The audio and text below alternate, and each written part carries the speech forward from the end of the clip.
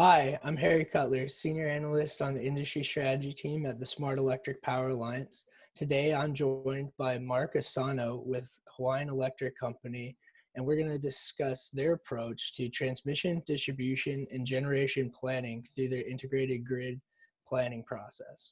For additional insights on how utilities are making the transition to more integrated distribution planning and a framework for making the transition, download SEPR's report on IDP, linked to the page below. Marc, thanks for joining me today.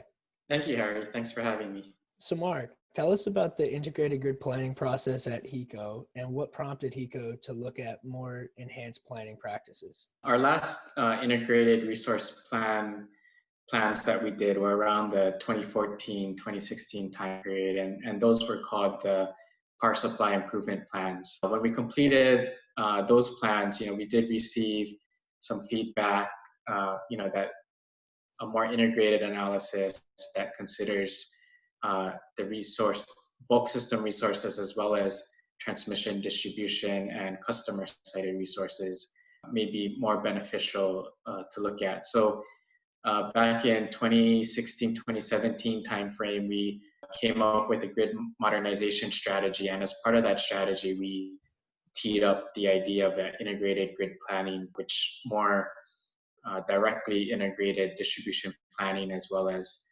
customer-sided resources like rooftop solar. The thing that prompted us to go down this path was, as a lot of folks know, in Hawaii we have a lot of rooftop solar penetration from our customers. It's a great resource that the companies can utilize in terms of meeting system needs as well as customer needs. So part of the genesis of integrated grid planning was to more directly consider those resources. Yeah, and I know the process can get complicated with, there's a lot of different components between the forecasting and engaging stakeholders, interconnection processes and how that works into the whole planning process. Maybe give us the top 2 lessons learned that you guys have found through implementing this integrated grid planning approach. One thing I should note is maybe a little bit more background on the process itself. So sort of the novel thing about our integrated grid planning process is that it transitions your planning analysis, in other words, identifying what the system needs to be able to operate the grid reliably as well as meet customer demand. It integrates your traditional planning processes coupled tightly with a procurement process. So, the initial planning analysis can help to scope the system needs, and then from there, that informs a procurement that seeks market solutions to the benefit, really trying to get lower cost solutions for our customers. And then from there, being able to implement those, sign power purchase agreements and implement any type of resources on the system. So one of the lessons learned is maybe not necessarily about the technical analysis itself, although there is a lot of learning that's taking place, but really it's around the stakeholder engagement process. And we've been, since our grid modernization strategy in 2017 that I referred to, we've been really making a concerted effort to engage stakeholders. And there's a lot of interest in Hawaii in what the energy landscape looks like. So over the past 2 years, specifically for integrated grid planning, we've stood up stakeholder groups. We've have a stakeholder council, which advises us on more strategic direction on our long-term planning. We have specific working groups made up of subject matter experts in distribution planning, in evaluating solutions, running procurements, things of that sort. So it's been an interesting process over the last couple of years. I think the lesson learned is that to do stakeholder engagement well is a lot of hard work and it takes time. It's a very worthwhile process, but it is a process where we really need to make an effort to listen to our stakeholders, incorporate any feedback they may have, and ultimately the feedback that they do give us helps to improve our planning and our process. And Harry, I think another lesson learned that we've experienced over the past couple of years, it's a little bit related to the stakeholder engagement, but really it's around the notion of involving the community and our customers more directly. The approach that we've taken is to really take a bottoms-up approach to community engagement. We want to be able to connect with our customers more directly, whether it be through holding public meetings, which we did earlier this year, or a more concentrated effort, for example, on the eastern side of Oahu, where we're working with our community in Ko'olapoko to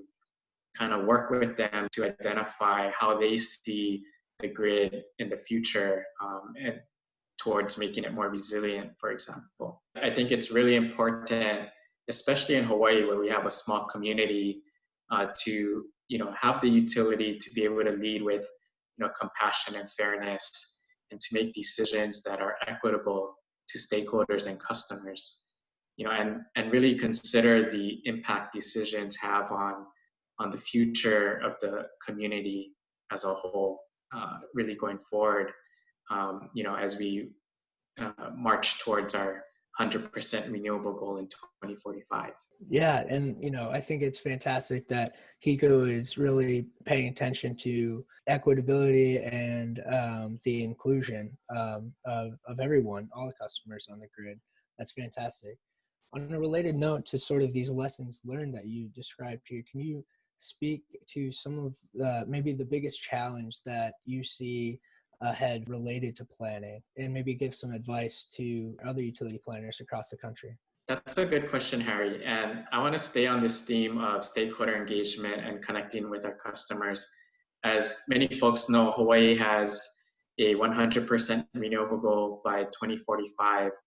And, the utility itself cannot accomplish this goal alone. It takes an effort of a lot of different entities and interests and groups in the state, including policymakers, government agencies, our state energy office, the utility, landowners in the state, developers, customers, the DER market, and the DER installers.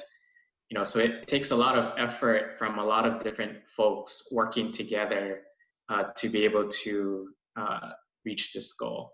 For instance, one specific example I can think of right now is that land use is going to be highly discussed in this planning process. We are an island state. We don't have an abundance of land, especially land that may be set back away from communities or residential neighborhoods. So, it's really important for us to engage communities early in the process, and also landowners and other stakeholders. For example, Hawaii has multiple objectives for land use that not only include energy, but affordable housing as well as food sustainability. So we need to be able to balance all of those interests as a state as a whole, to really make decisions and choices on how we achieve all of those objectives. So it really is going to take all of us working together in lockstep to be able to accomplish these goals. Again, it's not just the utility alone that can accomplish these goals. We really need everyone to be working together. Absolutely. And it seems like you guys are taking a very inclusive and holistic look and approach towards this new integrated grid planning that's being conducted. Thank you so much for joining me today, Mark, on the SEPA TV episode. I appreciate it. Thank you, Harry. It's been a pleasure. Thanks for watching this episode of SEPA TV. For more information on integrated distribution planning, download our IDP framework linked below. Also, to watch more SEPA TV episodes, visit our website, sepapower.org, or subscribe to our YouTube channel.